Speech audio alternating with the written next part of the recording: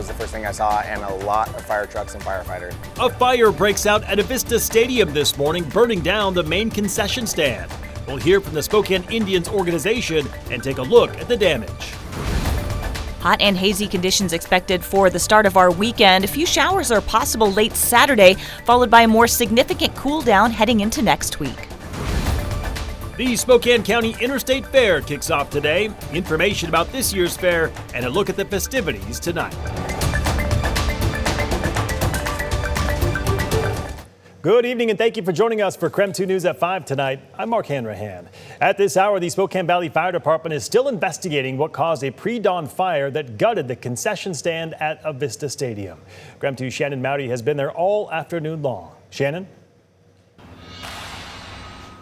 Well, this fire response started in the pre-dawn hours around 2:30, 3 o'clock. And as you can see, fire crews are still out here. And just around 4 o'clock, we started to see this construction equipment moving stuff around, tearing down part of the building and removing some of the damaged material. Tonight, we know the plan is to completely rebuild the concession stand before baseball returns in the spring.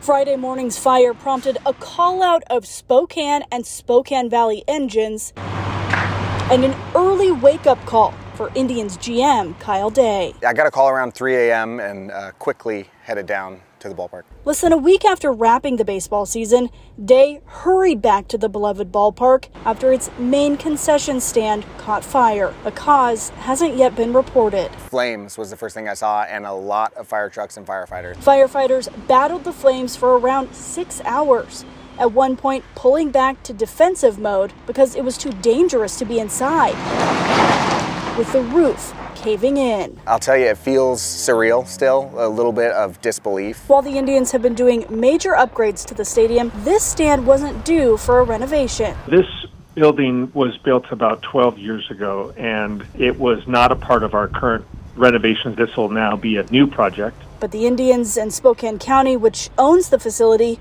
are confident it will be back up and back to serving fans. Enjoy! Have a good one.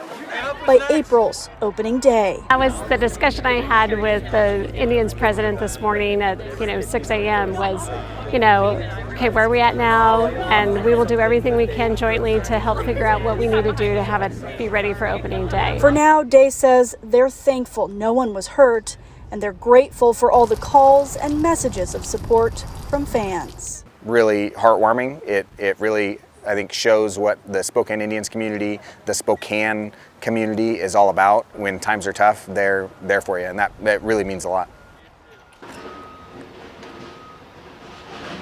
Well, and just in the last few minutes as we started this broadcast, we have seen this go from kind of a cleanup to a deconstruction with this machinery kind of taking down what is left of the roof and kind of bringing this building all the way down. We also know tonight that fire investigators have taken some photos, took some drone shots, and also went inside as they look into this investigation. But again, no cause of the fire has been reported yet. Shannon Mowdy, KREM 2 News. All right, Shannon, thank you very much. Fire crews are still fighting several wildfires across the inland northwest tonight. First, the Crown Creek fire is burning in Stevens County south of Northport. This fire is still 0% contained. It's now burned more than 12,000 acres. There are still level 1, 2, and 3 evacuations for people living just south of Northport. An evacuation shelter is open at the American Legion post in Kettle Falls. The nearby Black Hawk Mountain fire has burned nearly 900 acres. It's also 0% contained. The weather and location have been a big challenge when it comes to fighting these fires. We are also still tracking the rattlesnake fire in Ferry County. That fire has burned more than 6,000 acres on the Colville Confederated Tribes Reservation. In some areas around the fire, officials upgraded evacuations to level 3. That means go now. Fire crews are working on building direct and indirect containment lines to try to limit the spread. All right, let's talk weather on this Friday evening with meteorologist Michelle Bosch. She is in the Outdoor Weather Center braving that wildfire smoke. Michelle? Yeah, it's improved since earlier this morning. It was really smoky, and now I can breathe in, and it's actually not too bad. Our air quality has been hovering in the unhealthy for sensitive groups category for most of the afternoon. Any number between an AQI between 100 and 150 is considered unhealthy for sensitive groups. So this is kind of low end in that category. But we don't have a lot of upper air movement, so we've had a lot of smoke put out in the atmosphere, and it's just not really been going anywhere. It's also suppressed our temperatures. Expected highs to be in the lower 90s today. We are seeing those 90-degree temperatures in central Washington, 93 in Wenatchee and Moses Lake, and in the 90s in Richland and Walla Walla. But that thick haze has kept our temperatures a little bit cooler today, currently in the low to mid 80s in the Spokane Coeur d'Alene area, with an air quality alert kind of in effect until further notice for pretty much the entire inland Northwest. If it weren't for the smoke, we would have clear skies out there. So basically all you're seeing out there is just haze and smoke. We don't actually have any cloud cover. So otherwise dry conditions expected overnight, lows down into the low to mid 60s. Should be another hot day with a little bit of haze tomorrow, but improving conditions in that respect over the next couple of days, and temperatures cooling down into the 80s. We'll be in the 70s by next week.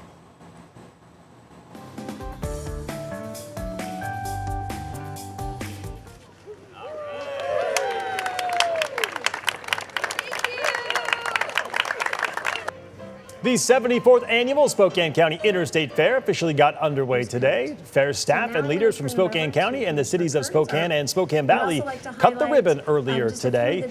Of course, it runs until September 14th. For a look at how the fair is doing on day one, let's get back down to Chief Meteorologist Jeremy Legoo. Jeremy, it looks like you're by maybe some plants this time. Mark, I actually just heard over the loudspeaker the greatest announcement of all time. Mutton busting is starting right now. So we're going to make this quick because I got to go watch mutton busting. Right now we're at the Inland Empire Bonsai Society Showcase, and check these out. Bonsai is super popular right now. Everybody's starting to get into it. So if you want to come and check out some of them, it is where they have the dahlias normally. But right now the dahlias are actually being judged, and they're being judged in the basement. However, if you want to feel as important as the dahlia judges, because we all do, a couple of things here. One, hey Laura, excuse me, please do not touch. So we're gonna just steal this. Please do not touch. You can come over and vote for your favorite. I definitely have a favorite out of these three, but if you want to feel really important, you can come down and make your vote count and just slide it right in the ballot box. But hey, remember, don't touch the flowers. And we're gonna toss things back to you in the studio, but Mark, I'm heading out to check out mutton busting because it is the best part of the fair, in my opinion. So I'll let you know how that goes. Yeah, let me know how you do in the competition with the mutton busting, Jeremy. Thank you. Well, of course, the Spokane County Interstate Fair is here. We have some tips on how to enjoy it without breaking the bank. First, there are discounted tickets available. If you plan on going today, you can bring 3 canned food items and receive $5 off your admission ticket. There are also free admission days. Here's a rundown. There are free days for seniors, Hero Day, and School Employee Day. Be sure to look at the dates for each day before you head down there. You just need to bring your valid ID with you. And there is a chance to win free fair tickets from the fair's official contest. To participate, check out their social media pages where they'll post about those contests. All right, to buy tickets, you can get them at the main gate ticket booth, and keep in mind they only take cash. Tickets are $15 Monday through Thursdays and $17 Friday through Sundays. Military, seniors, and kids 7 to 13 can get their tickets for $12. Children 6 and under get in for free. And if you are driving to the fair, here's what you need to know about parking. Parking will be available off North Havana Street. Keep in mind, parking does cost $10 per car per day. But if you're looking to save a few bucks, park at the Spokane County Community College and then take the Spokane Transit Authority Fair Shuttle for just $2. You will then get a $5 discount on your fair admission ticket. And you can meet the Up with KREM team at the fair. Thomas, Nicole, and Tim will be there from 1 to 5 tomorrow afternoon. Chief Meteorologist Jeremy Legoo will also be there joining them. They'll be in the same area as they were last year, which again we are calling KREM Alley. It's near the VFW concession stand. They are certainly excited to meet you this weekend. All right, stick around for more stories coming up on KREM 2 News at 5 tonight. ICE raids at workplaces across the country today result in hundreds of immigration arrests. Where those raids took place and the Justice Department's latest moves next. And Cooney County Fire and Rescue asking Idaho voters for millions of dollars in this upcoming November election. We'll take a look at what that money would be used for and why they're asking for it right now.